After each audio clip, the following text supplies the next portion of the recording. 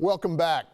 Dr. Brian Babin has been waging battle for the people of the 36th Congressional District for better than 3.5 years now. A staunch conservative, Congressman Babin is known as a vigorous defender of job-generating industry and the fair playing field that allows those Texas businesses to thrive. Congressman Babin, welcome back to Fox 26 and welcome to the hot seat. Hey, thank you. Good to be with you, Greg.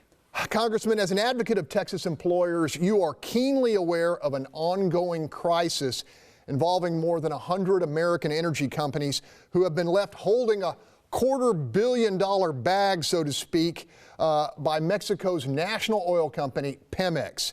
Bottom line, Pemex ordered equipment and now refuses to pay for it. What's your read on this situation? My read, we've been involved in this thing since the beginning of last year. When a man from Loadmaster contacted my office. We've done a lot of work. We have dealt with the ambassador from Mexico. We've dealt with Dr. Peter Navarro, the assistant to the president, and the White House National Trade Council. We've dealt with the Department of Commerce. We have gotten a lot. We have really gone out of our way, so to speak, to do the things that are necessary to try to get this onto the radar of our administration. And I don't know if the president is aware of this situation, but listen, we're signing deals, a new NAFTA agreement after 24 years with Mexico. How can we trust Mexico? How could any American company trust that Mexico is going to do the right thing here? Because Pemex is owned by the Mexican government. It has been nationalized by their government. And they're left holding the bag with $250 million. It's going to cost us approximately 1,500 jobs in our district, in our great state. And I hope, Mr. President, that you will take note, because you're one of our champions, Mr. President. And your blue-collar optimism is at 85% now in our economy. Our economy is booming, we're on fire, and it's finally, we've got somebody that puts Americans first. We have American jobs, American citizens, American job creators, and before we do deals with Mexico, I think Mexico is going to have their, we have to get their attention, and I hope that President Trump will do so. We can't leave American industry holding the bag like this and have the rug pulled out from under them. So do you believe that any trade negotiation, new trade deal with Mexico should include a resolution for these more than 100 American businesses who are basically many of them on the brink of bankruptcy? Absolutely. I mean, there's so many of these, and these are good jobs, Greg. These are $70,000 a year plus jobs with benefits. These are blue-collar workers. These are small American businesses, the backbone of our economy here, an oil and gas business, especially of the economy of Texas, because Texas is the epicenter of oil and gas in our country, and my district is right in the epicenter of that. So we absolutely have to look out for American jobs and industry. We can't let them be mistreated by a giant behemoth like the Mexican government. We've got small businesses facing off against the sovereign Mexican government on this operation, and I don't think our people are being treated fairly. And I think, again, I don't see how going forward on NAFTA, how American industry can trust doing business with the country of Mexico unless something is addressed. I just don't think it's going to work out.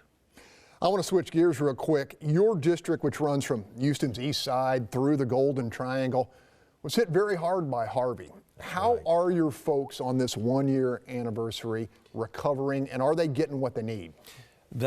Many are getting what they need, but unfortunately, many folks are still in temporary housing.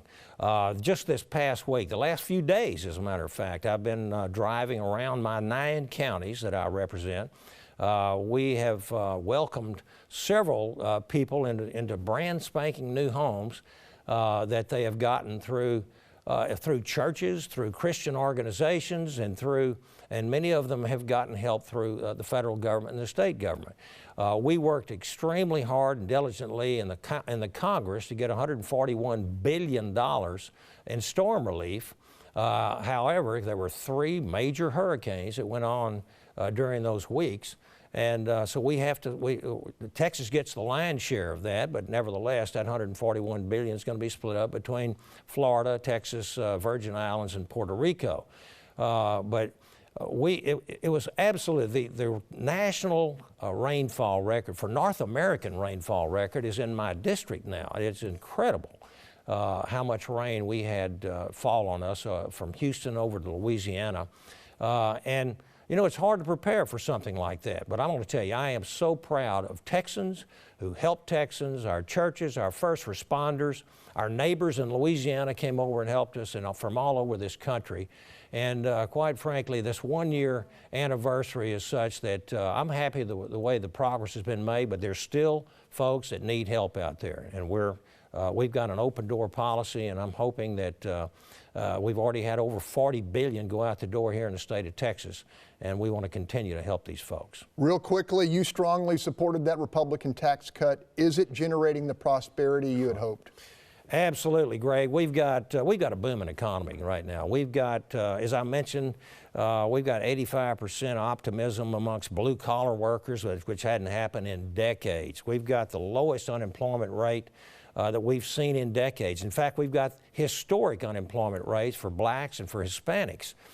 We've got high optimism. We've got jobs that are being created. We've gone from a position where we used to say, where are the jobs? Now we're saying, where are the workers?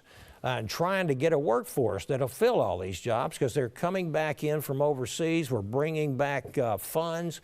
We're expanding businesses, and Americans are enjoying a great economy. Congressman Brian Babin, thanks for joining us. We hope to have you back. Absolutely. Thank you. Good to be with you. Okay, stay with us. There's a lot more Watch Your Point when we return.